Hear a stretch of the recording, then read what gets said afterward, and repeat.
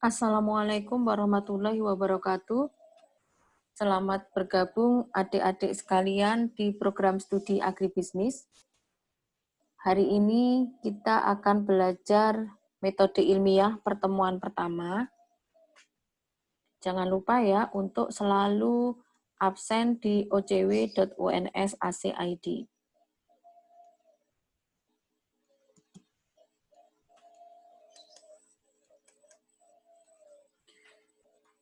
Oke, untuk pertemuan pertama, kita selalu menampilkan visi dan misi dari Fakultas Pertanian UNS dan juga program studi agribisnis. Nanti akan saya tayangkan secara sekilas, adik-adik bisa membaca dan mempelajari sendiri di file yang sudah saya share.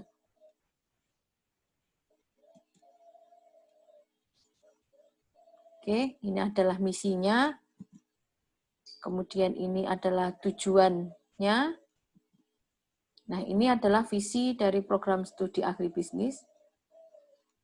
Jadi kita ini ingin menjadi program studi unggul di tingkat internasional dalam bidang agribisnis yang berorientasi pada pembangunan pertanian berkelanjutan bagi peningkatan kesejahteraan masyarakat.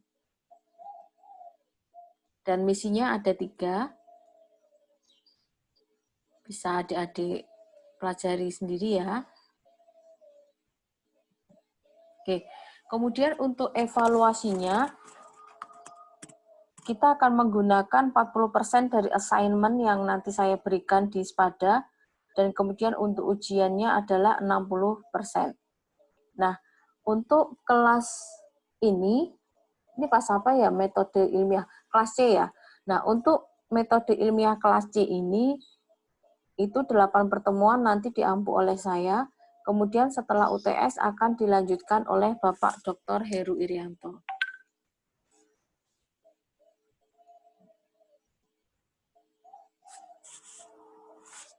Oke, untuk pokok bahasanya sudah ada di RPS, sudah saya upload juga di SPADA, nanti bisa adik-adik simak juga. Nah, kita langsung saja ke materi pendahuluan metode ilmiah. Yang pertama adalah pengetahuan dan kebenaran. Nah, kalau menurut ensiklopedia, pengetahuan itu didefinisikan sebagai kepercayaan yang benar. Tapi kalau menurut Kamus Bahasa Indonesia, pengetahuan itu berarti segala sesuatu yang diketahui, dan ini berkaitan dengan kepandaian. Definisi yang kedua, pengetahuan itu adalah segala sesuatu yang diketahui berkenaan dengan hal mata pelajaran. Biasanya berkaitan dengan mata pelajaran. Itu disebut sebagai pengetahuan menurut Kamus Bahasa Indonesia. Nah, pengetahuan menurut definisi yang lain itu merupakan hasil suatu proses atau pengalaman yang sadar.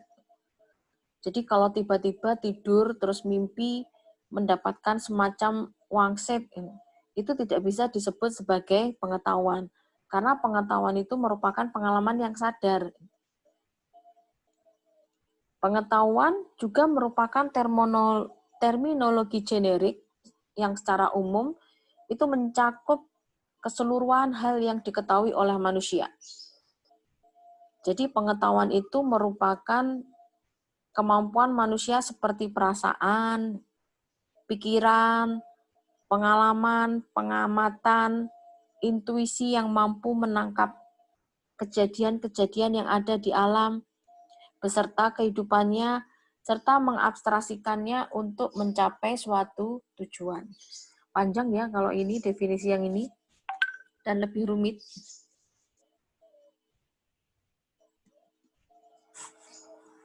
Nah, kalau kita berbicara tentang ilmu pengetahuan, ada pengetahuan, ada juga ilmu. Nah, biasanya itu dijadikan satu, ilmu pengetahuan. Ilmu pengetahuan untuk sains, itu misalnya selama ini dibagi menjadi 2, ilmu pengetahuan secara garis besar, yaitu ilmu sosial dan ilmu alam atau natural science. Nah, penggunaan pengetahuan untuk knowledge sendiri, contohnya ada ilmu sosial, itu nanti ada termasuk humaniora ya, jadi ada seni, filsafat, bahasa, kemudian kalau ilmu alam itu ada biologi, fisika, kimia, itu semuanya masuk ke dalam pengetahuan. Nah, ilmu pengetahuan sendiri itu adalah ilmu untuk memperoleh pengetahuan. Jadi supaya kita dapat pengetahuan, itu ada ilmunya. Di mana ilmu di situ merupakan bentuk aktivitas ilmiah. Kenapa merupakan aktivitas ilmiah? Karena ilmu di sini sebagai metode ilmiah. Nanti kita pelajari apa itu metode ilmiah. Oke, ini beberapa jenis ilmu. Pasti adik-adik sudah familiar juga. Nah, dari ilmu itu nanti akan bisa melatar belakangi sudut pandang kita atau cara kita memandang suatu objek. Misalnya ini. Nah, antara individu yang satu dengan yang lain itu akan beda persepsinya atau beda pendapatnya ketika melihat gambar ini. Yang punya basic ilmu alam, yang punya basic ilmu anatomi, yang punya basic ilmu sosial, pasti akan berbeda melihat gambar ini. Yang punya basic ilmu sejarah, pasti langsung terfikirnya bahwa di bumi ini ada beberapa sejarah di atasnya. Misalnya ada sejarah sebelum Masehi, ada sejarah setelah Masehi, ada sejarah sebelum zaman Yunani kuno, setelah Yunani kuno, dan lain-lain.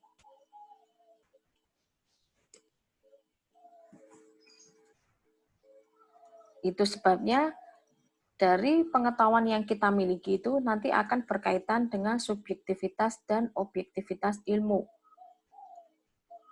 Ada dua jenis indikator yang bisa kita gunakan untuk mengidentifikasi apakah kita subjektif atau kita objektif. Yang pertama, evidence. Nah, evidence adalah objek pengetahuan berkenaan dengan kepastian pengetahuan yang dicapai subjek. Jadi selama itu ada evidence-nya, berarti itu objektif. Itu bisa dibuktikan. Dan juga objektivitas. Ilmu itu dikatakan objektif kalau ilmunya mendekati fakta-fakta secara metodis. Metodis apa? Metodis berarti ada metode untuk menguji keobjektifannya tersebut. Biasanya ini ada kejadian-kejadian empiris atau fakta-fakta empirisnya.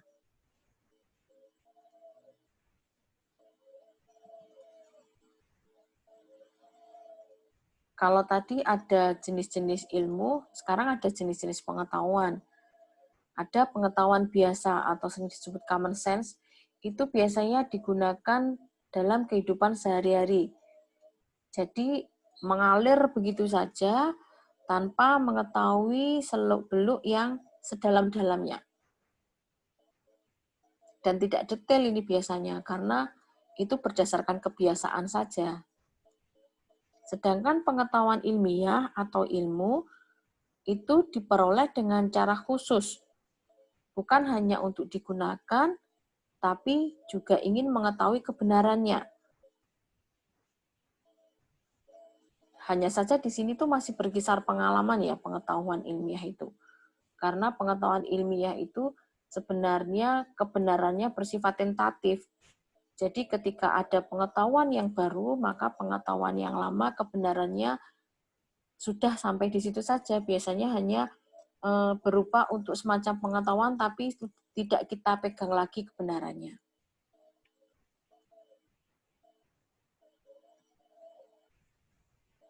Ada juga pengetahuan filsafat. Kalau filsafat itu biasanya luas gitu ya, tanpa batas. Sehingga yang dicari itu sebab-sebab yang paling dalam. Namanya saja filsafat. Jadi sering mencari hakikatnya sampai di luar dan di atas pengalaman yang biasanya kita peroleh. Itu sebabnya kadang kalau kita berbicara dengan orang yang ahli filsafat, seringkali kita tidak paham. Karena memang yang disampaikan itu di luar dari kebiasaan-kebiasaan yang kita pahami. Kemudian ada pengetahuan agama. Nah, kalau pengetahuan agama itu mutlak ya kebenarannya. Hanya diperoleh dari Tuhan melalui utusannya, bisa nabi, bisa rasul. Nah, pengetahuan ini bersifat mutlak dan wajib diyakini oleh para pemeluk agama tersebut. Jadi, pengetahuan agama A itu harus diyakini oleh agama A. Pengetahuan agama B harus diyakini oleh agama B gitu. Dan tidak bisa saling memaksakan. B harus mengakui kebenaran dari pengetahuan agama A. Itu tidak bisa seperti itu. Jadi pengetahuan agama tersebut mutlak diyakini kebenarannya oleh pemeluk agama tersebut. Tidak bisa dipaksakan kalau kepada pemeluk agama yang lain.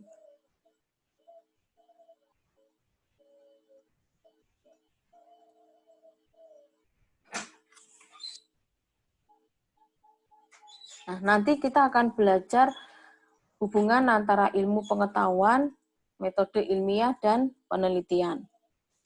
Semua ini berawal dari adanya masalah yang terjadi di sekitar kita. Kemudian kita ingin tahu bagaimana menyelesaikan masalah tersebut. Muncul pertanyaan, kenapa bisa terjadi? Lalu bagaimana untuk menyelesaikannya? Lalu kita mencari jawabannya. Nah, untuk mencari jawabannya atau mencari solusi dari permasalahan itu ada dua pendekatan. Kita bisa menggunakan pendekatan ilmiah dan pendekatan non-ilmiah.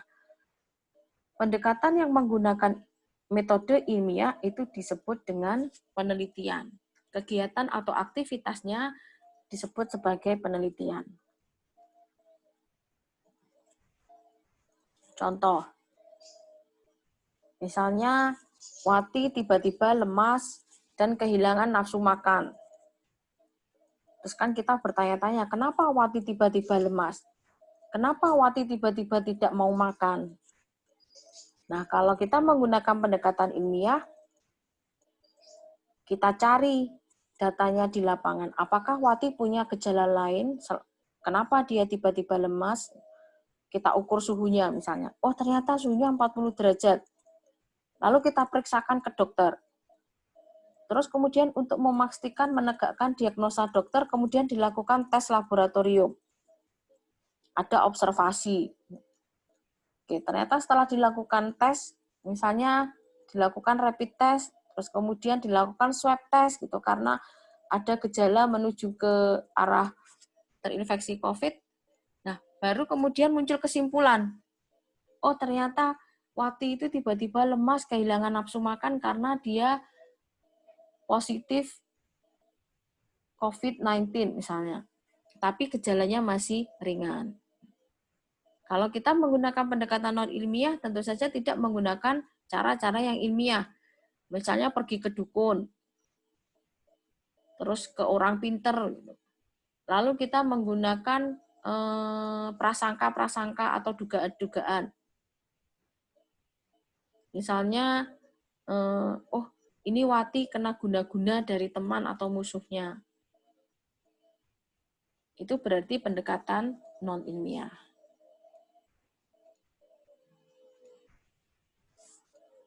Oke. Jadi kalau pendekatan ilmiah, itu perumusan masalahnya itu jelas dan spesifik. Kemudian masalahnya itu bisa diamati, diukur secara empiris. Dan jawaban terhadap permasalahan itu didasarkan pada data-data yang ada dan pada fakta yang ada. Kemudian dilakukan analisis, lalu ada pengambilan keputusan berdasarkan logika yang benar.